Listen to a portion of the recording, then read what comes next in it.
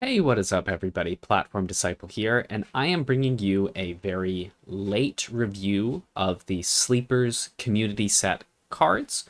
If you did not know, there are now community sets which are very small sets of cards, like 5 cards, that are intended to keep the game fresh and kind of drip feed new content in a way that keeps people excited and engaged. I think that the community sets are a really great idea, and I'm looking forward to seeing those continue to happen on a regular basis. And it sounds like there are plans to do that. So that's exciting. I missed this sleeper set because I was very busy with real life stuff, specifically the baby. But let's take a look at these, and I'm going to give you my 2 cents on each of them. And I want to start with Power Starved Revenant. And Power Starved Revenant, I'm going to just lay it out for you, I think is a boring card.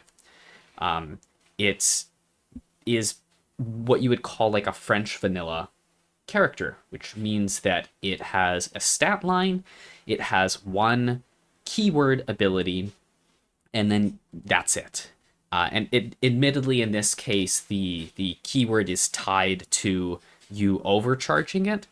But I would argue that in the case of this card, that it probably as a 5 cost character would have been fine, even with that overcharge cost not on there, from like a balance perspective. And regardless of it being on there or not, I think the card is not very exciting.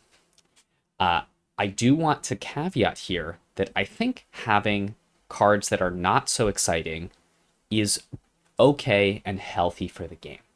That the Power Starved Revenant has a place in the game, specifically Rift Run, where this card is a 5-drop that is a guy you can put on the battlefield.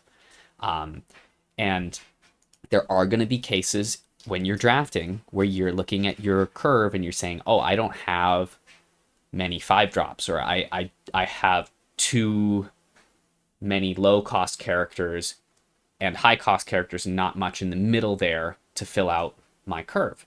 So you might pick this card as a way to fill out your curve. But I would say even in Rift Run, you're probably still not happy to do that most of the time. I think that this is a card that you pick as the lesser of the evils that you're presented with. You're sometimes going to be presented with a set of 4 where this is just the most okayest card among those. So I want to punctuate the conversation about Power Starved Revenant by saying that, again, boring cards are okay for the game, but I think with respect to the community sets, the card should be not boring. And I would like to add to that it is okay to have bad cards in these community sets as long as they are not boring cards. That you can have a card that is very unique and just isn't very powerful, and that might be an exciting experience for a player to experiment with. So the example I want to give here is the name is not clicking for me right now, but I'll put it up on the screen. The new book that eats things. A lot of people are complaining that this card is too weak from the new Exiles community set. And the short answer is I don't know, but it was a card that I was very excited to try because it exists in a space where there is reason for me to believe that there could be a deck that makes the card fun and interesting. Whereas Power Starved Revenant is a card that is never interesting. You probably won't ever play it in a constructed regular game of Infinity Wars. You might play it as I need this as a game piece in Rift Run. Okay, so that's enough about Power Starved Revenant, but I felt that was a card that was worth talking about specifically because I think the other cards are quite good design for a community set. So let's move on to Violent Awakening. And this is a card that I think fits the kind of category I just described, which is I think the card is frankly not fantastic from a power perspective, but it is really interesting that it is a card that might inspire somebody to say, I'm going to put this in a deck and see how it works out. Because it doesn't do something that all other characters do. It's a mission card that's pretty unique. It has this huge AoE buff that can go off and potentially completely swing the game in your favor. The difference between Violent Awakening and Power Starved Revenant is that Power Starved Revenant, there's a lot of cards that just do a good imitation of Power Starved Revenant at different costs because Bloodthirst is a keyword ability, and there's nothing unique about Power Starved Revenant in terms of its stat line, costs, or abilities. Violent Awakening is a completely unique effect. There's nothing else that does anything really even close to this in the game. And I think that as far as the card goes, I don't think it's really a competitive card, but it is a card that I recently drafted in Rift Run and felt pretty good about it. Because I think in Rift Run, there's a much higher pressure for your opponent to continue to deploy characters, so that this mission will almost certainly go off in Rift Run, and even if that buff lands on like 3 to 4 characters, that's really game changing. Last thing I want to add about this card is it does add Bloodthirst to characters in your graveyard. So there is, again, some potential there to brew some synergies around it if you want to get creative. So this card has a thumbs up for me. I don't think it's super powerful, but I also don't want super powerful cards. I think a good card is one that is interesting enough to play with without disrupting how the game is played in other capacities. You don't want the game to suddenly start revolving around that card. We'll get to talk about Bemi at some point, maybe in another video. Bemi has gotten nerfed since then, but Release Bemi was an example of the category I'd like to avoid, of a card that is interesting and powerful, but so powerful that it disrupts the rest of the game. Okay, so moving on, we have Looming Resurrection. And Looming Resurrection is another Sleeper's Mission card. And this one will basically, after a certain point in time, is going to give you 2 characters resurrected.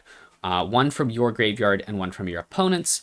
You don't have complete control over which cards you get back. And the fact that this is a card that has a delay associated with it, I think means that generally speaking, you have some better options for reanimating characters. But again, this card is interesting enough to be exciting to somebody.